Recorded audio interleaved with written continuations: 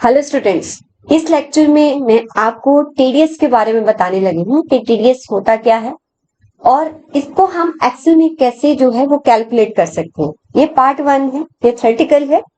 Next part में आकर TDS का मैं डिफरेंट पार्ट में स्मॉल पार्ट में आपको बताऊंगी कि टीडीएस की एक्सेल में कैलकुलेशन कैसे की जा सकती है। बट पहले हमें ये तो पता चले कि टीडीएस होता क्या है। अगर आपको ऑलरेडी पता है तो आप पार्ट 2 पे जा सकते हैं। चलिए देखते हैं कि व्हाट इज टीडीएस। टीडीएस होता क्या है? टीडीएस होता है टैक्स डिडक्शन एट सोर्स। ये क्या होता है? मींस अगर आप कोई भी इनकम अर्न करते हो, मान लीजिए आपने कुछ भी इनकम अर्न की, अब at the end of financial year, हमारे इंडिया में जो फाइनेंशियल ईयर होता है दैट इज 1 अप्रैल से स्टार्ट होकर 31 मार्च तक होता है। आपने बहुत सारा अमाउंट उसमें अर्न किया। मान लीजिए आपने कहीं से आपको रेंट आ रहा है, राइट? आपको कहीं से कोई प्रोफेशनल फीस मिल रही है और आपको इवन सैलरी भी मिल रही है। डिफरेंट सोर्सेज से आपका इनकम है। Is it possible? Yes, possible. अब यहाँ से आपको मान लीजिए कि 10 लाख आया और यहाँ से आपको 6 लाख आया और यहाँ से आपको 40 लाख।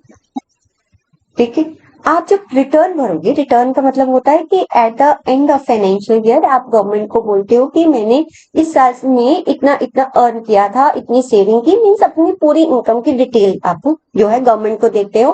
क्यों देते हैं? गवर्नमेंट ये चेक करती है कि जो भी आपने अर्न किया है क्या उस पर आपने हमें प्रॉपर टैक्स पे किया है या नहीं किया। अब ऐसा हो सकता है ना कि आपने अर्न कर दिया, एंड में जब रिटर्न फाइल करने लगे तो आपने कुछ इनकम शो ही नहीं की। कौन जानता है कि आपको कहां से रेंट आ रहा है? तो इसी चीज को पकड़ने के लिए गवर्नमेंट ने एक कॉन्सेप्ट लगाया, दैट इज टीडीएस। टीडीएस मतलब tax deducted at source. Source पे काट दो भाई। जब आपको पैसा मिल रहा है ना तो वहीं पर टैक्स काट दो। ठीक है मैडम, उनको कैसे पता चलेगा कि हमारा कितना टैक्स बन रहा है? नहीं, उनको ये जानने की जरूरत नहीं। गवर्नमेंट यहाँ पर क्या पकड़ती है? हाथी की पूंछ पकड़ती है। मींस जैसे एग्जांपल, रेंट पर 10 लाख का रेंट है, ठीक है? 10 लाख के आपके रेंट पर 10% मान लो वो कहती है कि टैक्स काट दो, तो 10% जब उन्होंने टैक्स काट दिया तो कितना टोटल बन गया? 1 लाख। ऐसे ही 6 लाख पर आपका 60,000 10% में, मतलब रेट अलग अलग होते हैं, मोस्ट ऑफ रेट जो होते हैं वो 10% होते हैं। 60,000 काट दिया, ठीक है? 40 लाख पर मान लीजिए, इसमें तो स्लैब रेट लगता है, फॉर द सिंप्लिसिटी इस पर 4 लाख काट दिए। अब गवर्नमेंट के पास आपका टैक्स कितना पहुंच गया होगा? 4 लाख ये, 1 लाख ये, 60,000 ये, तो गवर्नमेंट के पास आपका 5,60,000 टीडीएस डिडक्ट होके गवर्नमेंट के अकाउंट में पहुंच गया।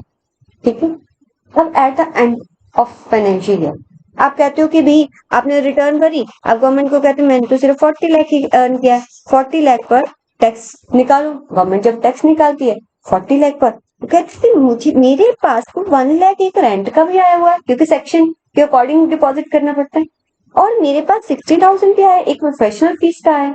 ये सिर्फ सैलरी का ही बता रहा है। तो अगर इतना बता रहे, बस फिर गवर्नमेंट आपको नोटिस भेज देती है कि भाई तुम्हारा टीडीएस कटा है, वो इनकम दिखाई कहाँ है तुम्हें।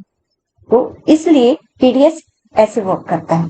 ठीक है, अब टीडीएस जैसे डिडक्ट होता है तो ऑब्वियसली मान लीजिए आप कोई बिजनेस करते हैं, है? आपने अपने एम्प्लॉइज का या जो भी आप रेंट वगैरह पे करते हो उसका टीडीएस काटना है। अब टीडीएस डिडक्ट करके कब डिपॉजिट करवाना है, अगर लेट डिपॉजिट करवाया तो कितना इंटरेस्ट पे करना है, तो उसके लिए हम एक शीट बनाते हैं अपनी एक्सेल में। आपको सिर्फ पता क्या करना है, ये शीट में आपके साथ शेयर भी कर दूंगी मैं। आपको क्या करना है, सिर्फ यहाँ पर जैसे ये पेमेंट लिखा हुआ है ना, पेमेंट लिखा हुआ है, आपने कितना पेमेंट किया है, किस डेट पर किया है, किस चीज का, जैसे रेंट का पेमेंट मैंने किया है, ठीक है, और इसका जो है पेमेंट मैंने टोटल कितना किया है? 1 लाख। ड्यू डेट के लिए मैं आपको फॉर्मूला नेक्स्ट क्लास में बताऊंगी। ड्यू डेट क्या होती है? जैसे 14 मार्च है ना, 14 मार्च मैं आपको बता देती हूँ किसी की भी ड्यू डेट क्या होती है। 14 मार्च का आपको जो टीडीएस डिपॉजिट करना होता है वो 30 अप्रैल तक करवाना होता है। वैसे किसी भी और कोई मार्च की सिर्फ बात करें, कोई भी अदर मंथ होगा ना, उसका जो टीडीएस डिपॉजिट करवाना होता है वो उस मंथ के नेक्स्ट मंथ, जो भी, जैसे फॉर एग्जांपल आपने जून में टीडीएस काटा तो 7 जुलाई को आपको टीडीएस डिपॉजिट करवाना पड़ेगा। 7 के बाद करवाते हो तो आपको क्या लगता है, आपको उस पर इंटरेस्ट पे करना पड़ता है। मान लीजिए आपने 7 तक डिपॉजिट नहीं किया, आपने जून में टीडीएस काटा, मैम ये क्या है, ये सेक्शंस होते हैं। जब भी आप टीडीएस डिडक्ट करते हो ना, तो आपको जब गवर्नमेंट को टीडीएस डिपॉजिट करवाओगे तो आप उनको बताओगे कि किस सेक्शन के अंडर आपने ये टीडीएस डिडक्ट किया है। आप गूगल पर जाइए, वहां पर टीडीएस का चार्ट आप डाउनलोड कर सकते हो। तो वहां लिखा होता है कि अगर आप रेंट डिडक्ट करते हो तो कितना परसेंट काटना है और किस सेक्शन के अंडर है, वहां सारा कुछ वहां पर लिखा है। अगर आप टैक्स के स्टूडेंट हो तो पता होगा, नहीं भी हो तो वहां से मीन्स आप जो भी है, प्रोफेशनल फीस भी अलग होती है। मान लीजिए आपने किसी को कॉन्ट्रैक्ट पर पेमेंट कर रहे हो तो कितना टीडीएस काटना है, वो आपको ऑनलाइन जो है वो कंप्लीट चार्ट जो है अवेलेबल होता है गूगल पर, राइट। और आपने जैसे फॉर एग्जांपल जून में कोई पेमेंट किया, ठीक है, TDS deducted means deducted at source का मतलब अगर मैं आपको पेमेंट कर रही हूँ तो मैं टीडीएस डिडक्ट करूँ, ओके। मैंने जून में आपको पेमेंट किया 1 लाख का, मैंने 10% उसका टीडीएस काट लिया, मीन्स कितना 10,000। बाकी मैंने आपको कितना पेमेंट कर दिया 90,000, और 10,000 अपनी पॉकेट में रख लिया, नहीं मैं नहीं रख सकती, मैं गवर्नमेंट को डिपॉजिट करवाती हूँ। मैं गवर्नमेंट को बताऊंगी कि भाई इस पर्सन का, मैं आपका पैन नंबर दूंगी, इस पर्सन का इस दिन पर मैंने ये टीडीएस डिडक्ट किया है और मैं आपको डिपॉजिट करवा रही हूँ। तो डिपॉजिट मुझे जून का कब तक करना पड़ेगा, 7 जुलाई। नहीं करती हूँ, नहीं डिपॉजिट करती हूँ, तो 1.5% के अकॉर्डिंग एवरी मंथ का इंटरेस्ट आपको कंपनी को पे करना पड़ेगा। अच्छा, अगर डिडक्ट ही नहीं करते तो कोई इश्यू नहीं है। उस केस में 1% पर मंथ के अकॉर्डिंग आपको इंटरेस्ट पे करना पड़ेगा। अरे डिपॉजिट नहीं करवाया तो 1.5, जब आप डिपॉजिट नहीं करवाते तो गवर्नमेंट का पैसा अपने पास रख लेते हो, तो गवर्नमेंट को ज्यादा गुस्सा आता है, अरे भाई मेरा पैसा रख लिया। अगर डिडक्ट नहीं करते वो कहता है चलो तेरे पास भी तो नहीं था, तो 1%, ठीक है। तो ये होता है टीडीएस। अब टीडीएस को कैसे एक्सेल में कैलकुलेट करना, उसके लिए बहुत सारे फॉर्मूले हैं। एंड ऑफ मंथ होता है, मंथ होता है, ठीक है।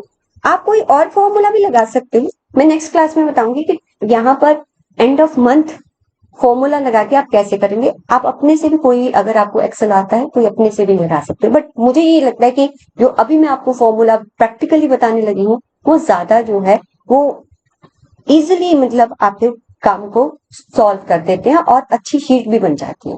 तो एक्सेल शीट आपके साथ शेयर कर दी जाएगी, राइट। और अभी हम प्रैक्टिकली सीखते हैं कि टीडीएस कैसे कैलकुलेट। Okay student, bye.